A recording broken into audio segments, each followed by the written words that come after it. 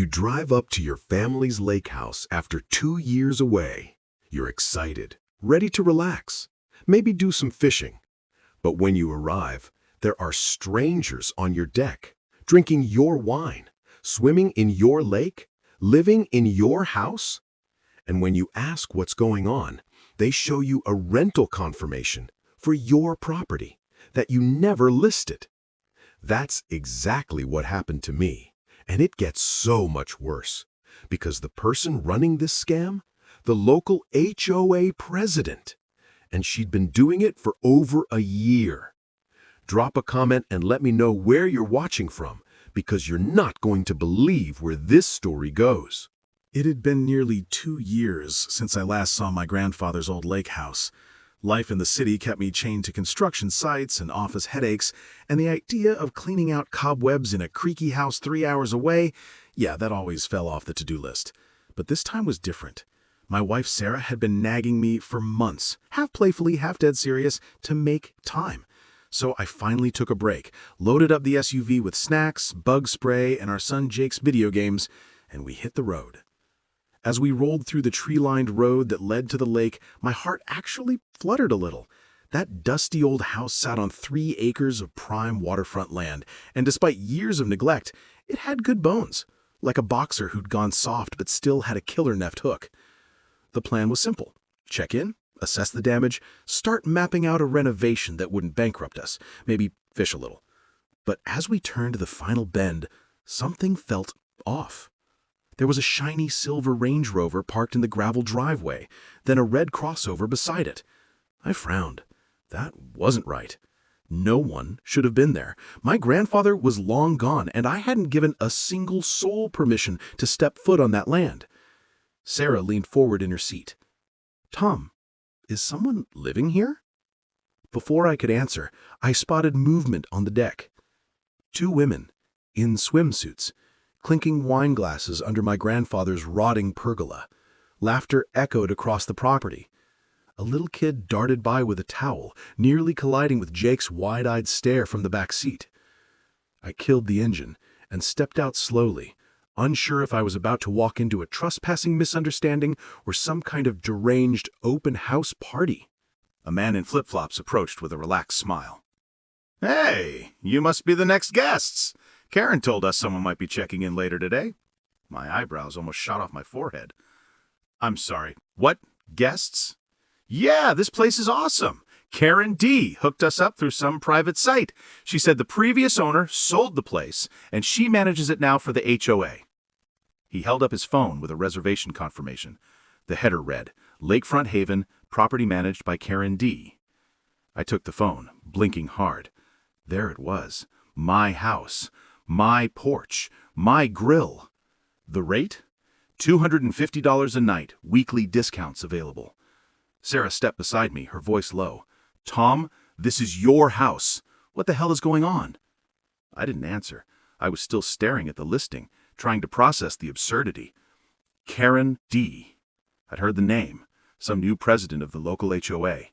A woman with a reputation for calling the cops if your grass got a half-inch too tall. But this... I handed the phone back. "I'm going to need you all to finish your stay and be gone by the end of the week." The guy looked startled. "Wait, you're not part of the rental service?" "No, I'm the owner, the real one." He laughed, awkward and unsure. "Karen said she had the rights." "Yeah," I muttered, heading for the house. She's about to find out she didn't. That night, I barely slept. Not because the beds were uncomfortable, hell, I hadn't even made it that far, but because I couldn't stop staring at my laptop screen. There it was, again and again. My house, listed as a luxury lakeside retreat curated by Karen D. and described as the crown jewel of our HOA-managed vacation portfolio. Portfolio? What portfolio? And since when did the HOA run vacation rentals? The listings were slick, professionally photographed with tasteful lighting, even drone shots I'd never seen before in my life. The grass looked too green, the shutters were repainted a glossy navy, and someone had apparently installed hanging string lights along the porch railing. My porch, My damn railing! I clicked on the reviews next, and my stomach twisted. Dozens of them, going back over a year. Charming spot. Karen was so welcoming. Great weekend getaway. Loved the fire pit. We'll be back next summer. One review even called it the flagship of Lakeshore Cove HOA's hospitality program. It was like reading fan fiction written about my life by a lunatic. The next morning, while Sarah took Jake into town for groceries, I started calling every short-term rental site listed. Most reps were polite but cagey. They confirmed the listings existed, but they couldn't provide information about the hosts beyond the public profile name. Karen D., executive host. I slammed the laptop shut. Mid-afternoon, I walked the perimeter of the house. New solar path lights, an upgraded garden hose rack, freshly laid gravel under the deck. Somebody had been sprucing things up on my dime. Whether she was pocketing rental income or running some HOA-funded fantasy island, I didn't know yet, but it smelled like fraud. And then, as if summoned by the rising heat of my rage, she showed up. I heard the familiar click-clack of heels on gravel before I saw her. Blonde bob, expensive sunglasses, that tight-lipped smile you get from people who say, "I'm just trying to help," right before destroying your life. Karen Doyle. She didn't even look surprised to see me. "Oh," she said, adjusting her tote bag. "I didn't realize you were staying. Usually the check-ins are on Fridays, but—" "Cut the act," I snapped. "This is my house. You're not a realtor. You're not a manager. You're a trespasser who's been profiting off my property for over a year." Her smile didn't waver, but her tone shifted, just slightly sharper. "That's quite the claim. I've been maintaining this property in your absence. You abandoned it. The HOA had to step in. I've curated a reputation for this location, and I've invested. My house!" I barked. "You never had my permission. You never even asked." She gave a small shrug, as if I were making a fuss about borrowed sugar. "Nobody else complained. I've enhanced community value. The guests have been lovely." "The guests," I muttered. "Yeah, I'll be talking to them, and the police, and a lawyer." That got her attention. Her lips tightened. Her eyes narrowed behind those designer shades. "Well, that's your right," she said, her voice now dipped in ice. "But just know, HOA policy backs me. The community appreciates what I've done here." I stared at her. "We'll see what the law has to say about that." She turned on our heel and walked off, as if she hadn't just admitted to orchestrating the most casual burglary of the century. And I stood there, breathing hard, the reality setting in. This wasn't just trespassing. It was a scheme, a full-on resort-style racket, and it was time to shut it down. The first thing I did the next morning was change every damn lock. Front door, back door, tool shed, even the ancient padlock on the boathouse that hadn't worked since Bush was in office. Then I installed motion lights, threw up 6 fresh, private property, no trespassing signs, and parked my truck sideways at the driveway entrance like a blockade. Subtlety was dead. Karen had declared war, and I was done playing nice. Later that afternoon, while I was drilling the last bracket for a new gate latch, I heard tires crunching gravel. I turned around and nearly laughed. There she was again, Karen, marching up in full battle dress, collared shirt with the HOA emblem, clipboard, sunglasses, and flanked by 2 guys in matching black polos that read HOA Community Security. One of them was chewing gum with the enthusiasm of a cow. The other wore tactical sunglasses like he was about to breach a meth lab. "Mr. Bennett," she called, voice sweet but tight, "we are going to need access. We have a confirmed reservation checking in at 5. I stepped away from the gate and leaned on the fence post. "No one's checking in. Ever again. This property is closed indefinitely." One of the henchmen stepped forward, puffing up like a poorly trained German shepherd. "Sir, you're interfering with HOA operations. That's a violation." "Violation of what? I'm not in the HOA. This house never was, and you know it." Karen clicked her pen and scribbled something on her clipboard. That's debatable. We've been maintaining the grounds. Guests have been scheduled for weeks. This is not just about you anymore. It's about community expectations. Expectations don't override ownership, I said flatly. And unless you've got a court order in that clipboard, you're all trespassing. I've got the title deed in the house and cameras running from 4 angles. Try me. Karen narrowed her eyes. Well, then I'm calling the police. You're threatening guests with unlawful occupancy denial. Please do, I said, pulling out my phone. I've been meaning to introduce myself. 20 minutes later, a sheriff's cruiser pulled up. A young deputy got out, one hand resting on his belt as he took in the scene. 3 tense HOA goons and one angry guy with a cordless drill. Karen launched into her pitch, playing the victim. This man is refusing entry to a property that's been publicly rented. He's threatening HOA staff. He's not even listed in our member directory. The deputy turned to me. I handed over my ID, title documents, and a manila folder fat with listing screenshots, timestamps, and a notarized affidavit from my lawyer. After a few minutes of looking it over, he gave a long, low whistle. Ma'am, he said, turning to Karen, this property legally belongs to Mr. Bennett. There's no record of transfer, lease, or HOA jurisdiction. You don't have a leg to stand on. But he's interfering, she started. The deputy cut her off. You're trespassing. One more incident and we'll start issuing citations. Is that clear? Karen's face twisted, but she nodded. Her goons followed like puppies kicked out of a dog park.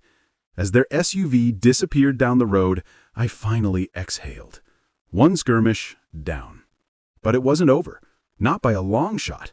It was time to stop reacting and start playing offense. Karen was too smooth, too rehearsed. She'd built a narrative and repeated it so many times, she probably believed it herself. So I decided to flip the script.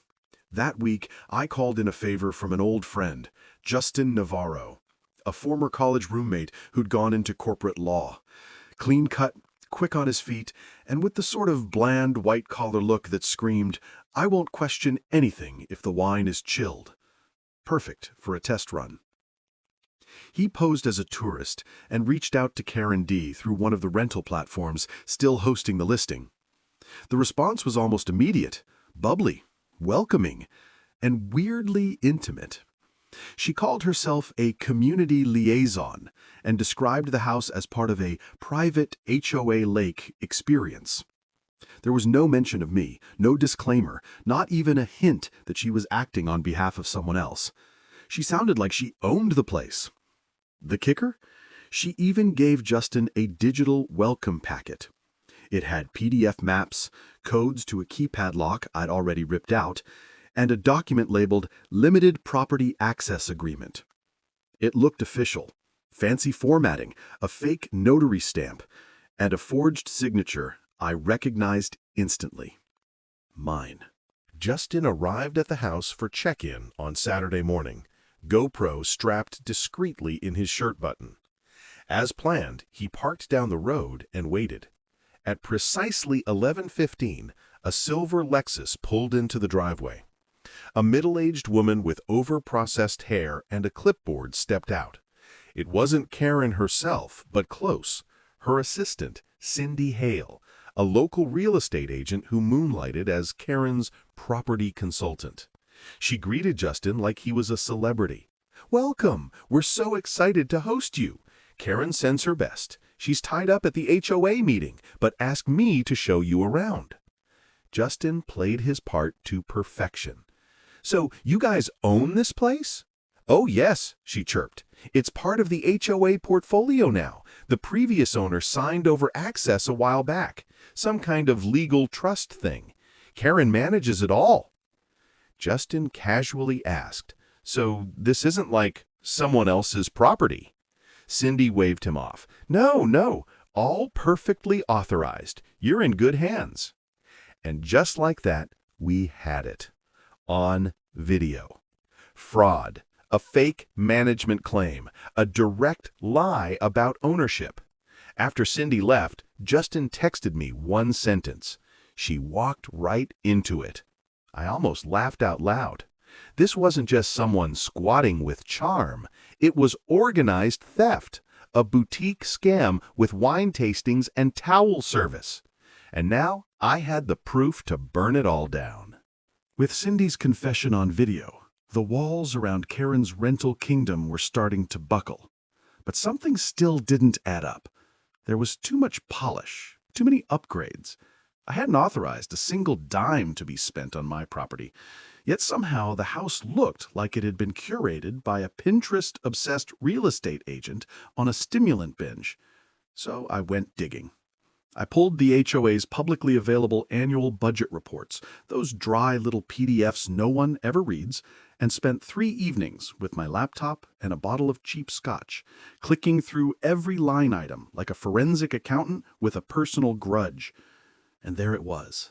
Listed under community enhancements and shared use spaces were entries like waterside gazebo repairs, $3,400, deck restoration lakeside zone, $7,600, jacuzzi replacement premium unit, $11,200. There was only one lakeside gazebo in the neighborhood, mine. The next morning, I tracked down an old contact, Josh, a landscaping contractor who used to work under one of my crews back in the city. I gave him the address and asked if he'd ever done work out here. His reply? A photo of an invoice, addressed to Lakeshore HOA, worksite listed as my property, and signed by none other than Karen Doyle. That was it. She'd been laundering HOA funds to make my house rental ready, probably spinning it as a shared amenity for the neighborhood. In reality, she was boosting her rental income, while HOA dues paid for the string lights and lawn treatments. But the real kicker came the day I got a call from Gary Lom, a guy I'd never met, but who turned out to be the former treasurer of the HOA. He'd heard through the grapevine that someone was finally pushing back on Karen. We met at a diner off Route 41, and over a plate of greasy eggs, he spilled everything. She pushed me out, he said, shaking his head. I raised concerns about the finances, funds being spent on non-HOA parcels, invoices that didn't match the maps. A month later, I was voted out in a closed-door meeting. She runs that board like a cult. Then Gary leaned in.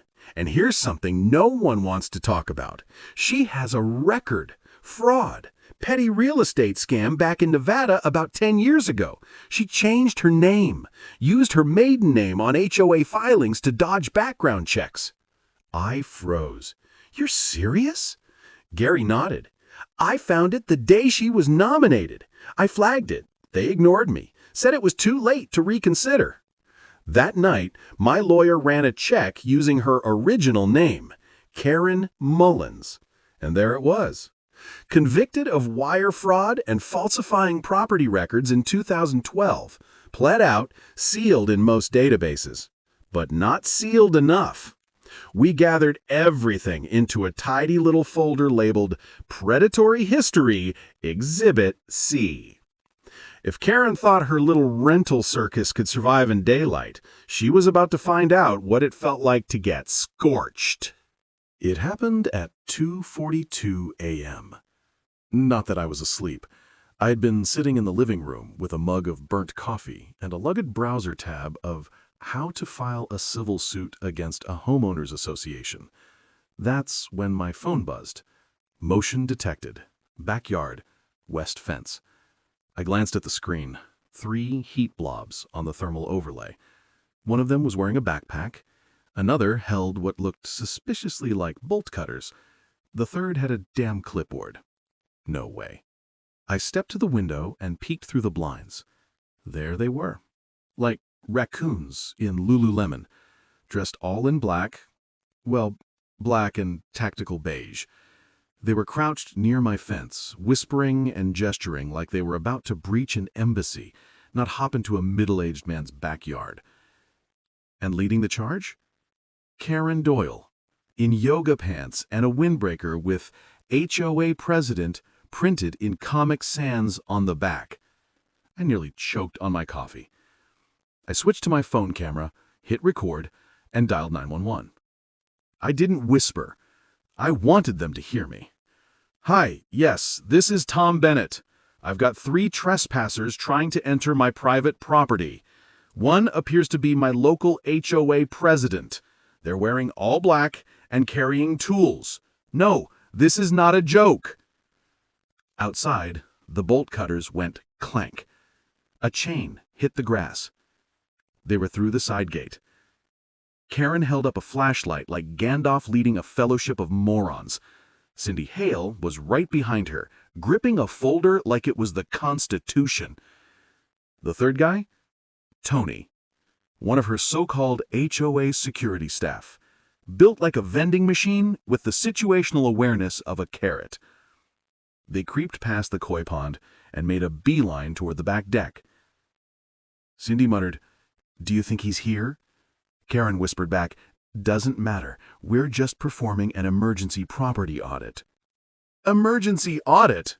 My ass. I walked out onto the porch and flipped on the floodlights. 3 deer in headlamps. Karen's clipboard fell into the hydrangeas. "Evening," I said. "Bit early for a brunch meeting, don't you think?" Tony froze mid-step like a kid caught raiding the cookie jar. Cindy took an actual step back, heel sinking into the mulch. Karen recovered fastest. Of course she did. "This property is under HOA inspection," she barked, with the confidence of someone who had clearly rehearsed this moment in the mirror. "You're obstructing official community business." "You're breaking and entering," I replied. "And there's about to be a 4th person joining this conversation. He has a badge." As if on cue, headlights lit up the trees. Sheriff's cruiser. Blue and red strobes painting the scene like a low-budget rave. Deputy Daniel stepped out, blinking like he couldn't believe what he was seeing. "Karen, why are you on this man's property at 2:45 in the morning?" She straightened her spine like she was preparing to accept an Oscar. "Officer, we're investigating irregularities in community access. I have authorization." "You do not," he cut her off. "I've reviewed the case. This property is not under HOA jurisdiction, and unless you're auditioning for a very stupid reboot of Ocean's 11, I suggest you shut it down." Tony raised his hands. "I was just here to carry stuff." "Yeah, like the bolt cutters?" Karen sputtered. "You don't understand. This property is vital to community image. It belongs to us in spirit." He pulled out his cuffs. "Karen Doyle, you are under arrest for trespassing, attempted fraud, conspiracy to commit unlawful entry, and, possibly my favorite, bringing a clipboard to a felony." As he clicked the cuffs, she yelled, "This is a witch hunt! I am the face of this neighborhood! I have rights!" He guided her toward the cruiser. "And I have a booking sheet. Let's compare notes." As the cruiser drove off, lights fading, I stood barefoot on my deck in pajama pants and a robe, sipping what was left of my coffee. Not a bad start to the morning. Courtrooms smell like polish and tension, a mix of lemon disinfectant, old wood, and suppressed rage. Karen sat at the defendant's table in a navy blue blazer at least 2 sizes too tight for her ego. Her expression was a masterclass in performative outrage. Wide eyes, dignified frowns, the occasional headshake at her attorney's whispering.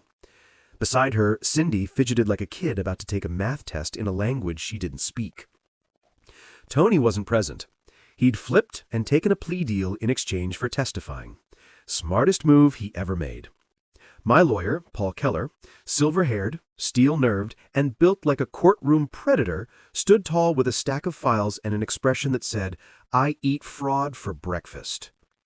Opening statements were fire and gasoline. Karen's defense tried to argue that the entire incident was a misunderstood property arrangement, that she had been fulfilling a communal need and believed in good faith that the house had been abandoned. Paul stood and simply said, "We'll prove otherwise," with her own words, her forged documents, and her previous felony record. The courtroom stirred. Karen's eyes twitched. Over the next 3 days, the prosecution brought out everything. Video of Cindy falsely stating that the home was part of the HOA portfolio.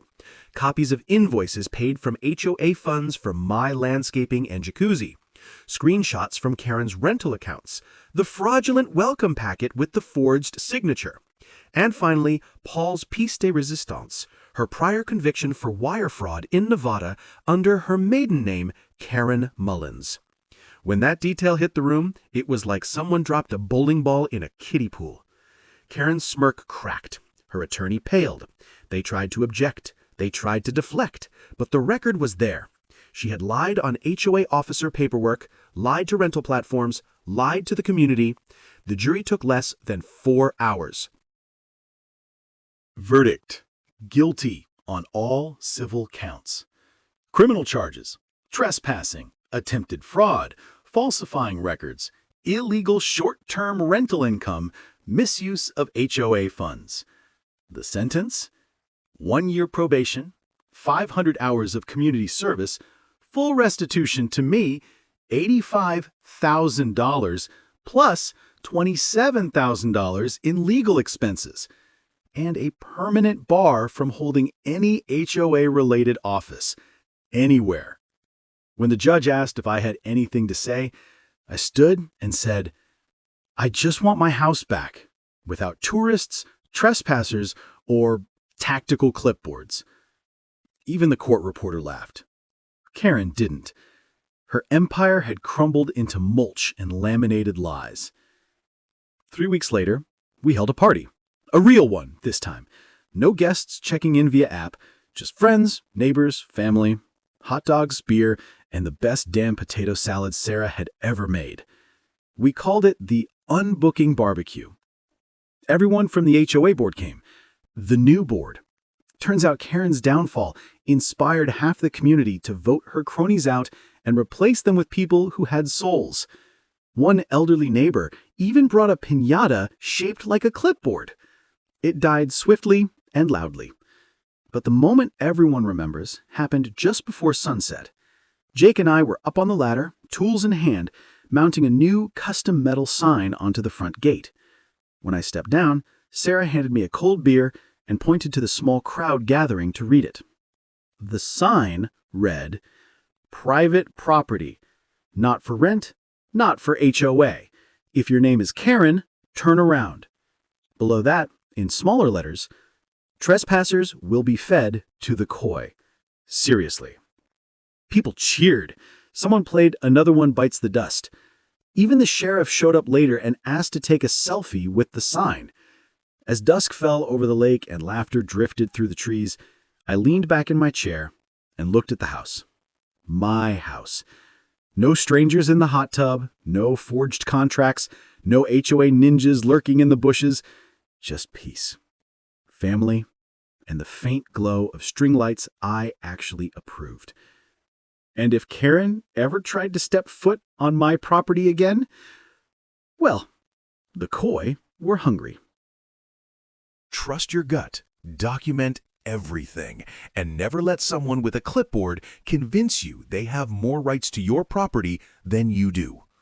If this story fired you up, smash that like button, subscribe for more wild HOA horror stories, and drop a comment. What would you have done if you found strangers living in your house? Thanks for watching. Stay vigilant, protect what's yours, and remember, not all property managers are legit.